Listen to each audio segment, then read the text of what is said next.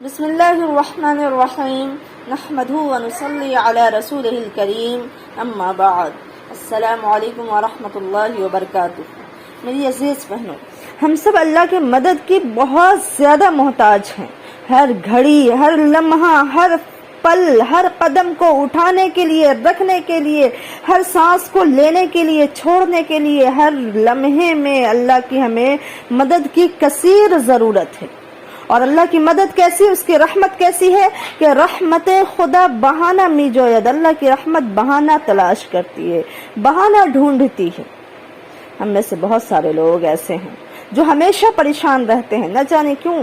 وہ کہتے رہتے ہیں کہ میرے بھلائی کے کوئی آثار ہی نظر نہیں آتے، چاروں طرف سے مصیبتوں میں جکڑے ہوئے ہیں ہم۔ یاد رکھیے کہ کچھ ایسے لوگ ہیں جن کی مدد اللہ تبارک و تعالی خود کرتا ہے، جس کی مدد کا اللہ نے خود اپنے اوپر ذمہ داری لے رکھی ہے،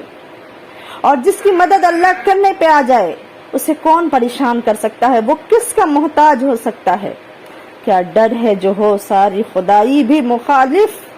کیا ڈر ہے جو ہو ساری خدائی بھی مخالف، کافی ہے اگر ایک خدا میرے لیے ہے۔ تو میری عزیز بہنوں، اللہ کے نبی صلی اللہ علیہ وسلم نے فرمایا کہ 3 لوگ ایسے ہیں جن کی مدد اللہ تبارک و تعالیٰ نے اپنے اوپر لازم کر لی ہے، واجب کر لی ہے۔ کون ہے وہ 3 لوگ؟ ایک وہ شخص جو اللہ کے راستے میں جہاد کرنے والا ہو، یا تو اسے اللہ مال غنیمت کے ساتھ، دولت کے ساتھ، فتح و نصرت کے ساتھ لوٹائے گا، واپس کرے گا، یا شہادت کے ذریعے بے پناہ اجر کے ساتھ اسے اپنے پاس بلائے گا۔ دوسرا وہ شخص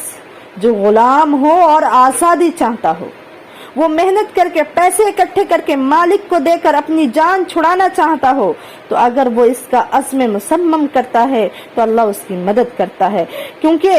اللہ نہیں چاہتا کہ کوئی بندہ کسی بندے کا غلام بن کے رہے جس کے ہاتھ میں کچھ بھی نہیں، اس کے قدرت میں کچھ بھی نہیں۔ ایسے انسان کا انسان غلام بن کے رہے، یہ اللہ کو پسند نہیں ہے۔ اور تیسرا وہ شخص جو برائی سے بچنے کے لیے نکاح کرنا چاہتا ہے، یعنی کوئی شخص یہ سوچ کر محنت کرتا ہے کہ اگر میرے پاس اتنا مال و اسباب اکٹھا ہو جائے کہ جس سے میں نکاح پر قادر ہو جاؤں، تو اللہ اسے اپنی مدد کے لیے اپنے ذمے لے لیتا ہے،